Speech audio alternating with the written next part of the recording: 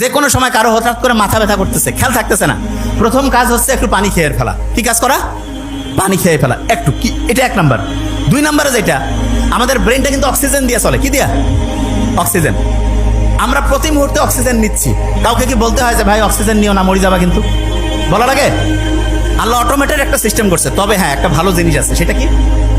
আমরা যদি কেউ বুক ভরে শ্বাস নেই, তাহলে আমাদের যে ব্রেন থেকে শুরু করে শরীরের সমস্ত অংশ ঠিক পরিভাবে অক্সিজেন পায় এবং তখন মনটা চাঙ্গা লাগে। এখনই প্রমাণ করছি, এখনই একটু বুক ভরে শ্বাস নিব, এটা আমি করি।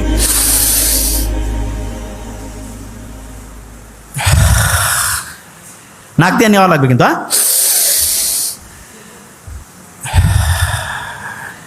অনেকে মনে করবে তাদের যোগ ব্যায়াম করাচ্ছে না, এটা জিনিসটা কি বলি আরেকবার নেই।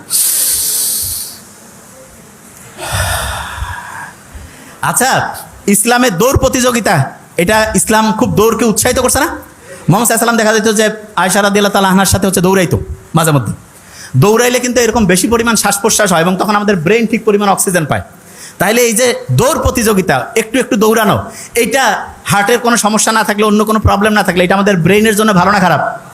ভালো। আচ্ছা, আমরা যে নামাজ পড়ি, নামাজে আমরা সেজদা দেই না? সেজদা দেই।